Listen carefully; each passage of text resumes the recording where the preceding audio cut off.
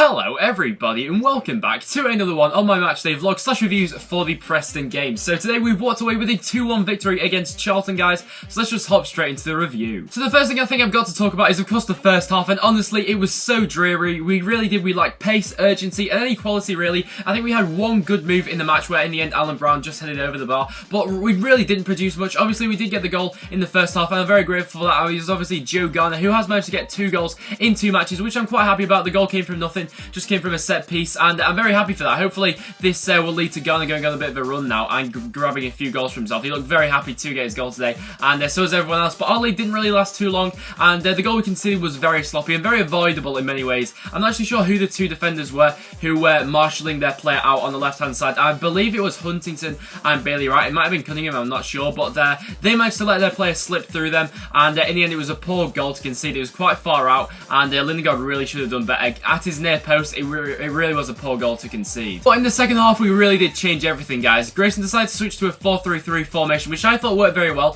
Playing 5 at the back with 2 wing backs against a team struggling like Charlton. No offense to Charlton, but they are of course bottom of the league.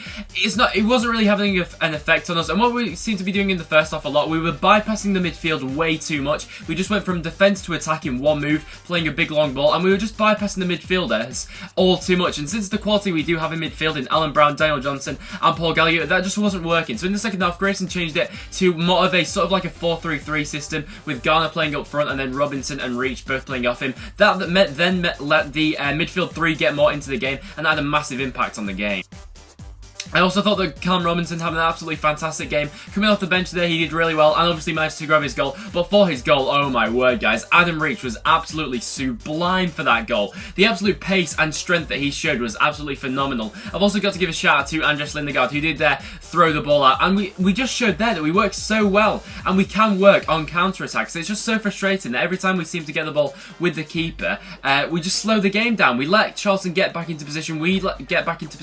But there we scored a great counter-attacking goal, and I just love to see that more really. Playing this 4-3-3 system, just it allows for so many counter-attacking opportunities, but we seem to want to slow the game down a little bit. So that was a bit frustrating, but all in all we did get the win in the end, so I can't really complain too much about that. And then guys, of course, there was the red card for Charlton. That's it, twice in 2 games that we've seen a red card at Deepdale, so that's is it a coincidence? I'm not so sure, but it was a red card for Harry Lennon, the Charlton player, for violent conduct on Joe Garner. I'm not actually sure what he did. I think he hit him, but I'm not actually sure. I saw Garner go down in the box, but he saw a straight red card. Very silly and very avoidable. You know, Charlton being at the foot of the table, that's the sort of things that they don't really need at the moment. And in all honesty, I didn't really think it affected the game in all too much, to be honest. Even after that, we sat back, we brought on the subs of John Welsh and Jordan Hugill, so I didn't really feel like them getting the red card affected them all too much, because they still had the ball quite a lot. They retained possession and they did have a couple of chances late on in the match. They just couldn't find the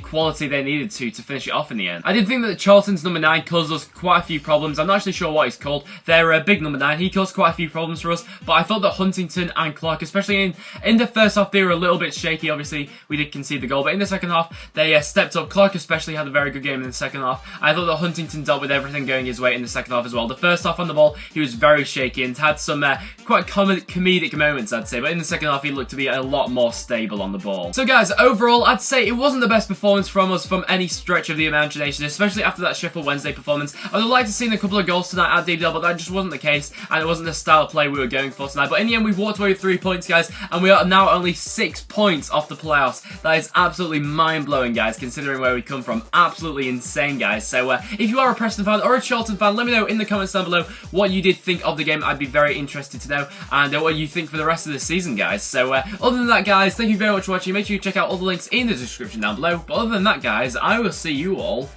in the next one. Are you ready?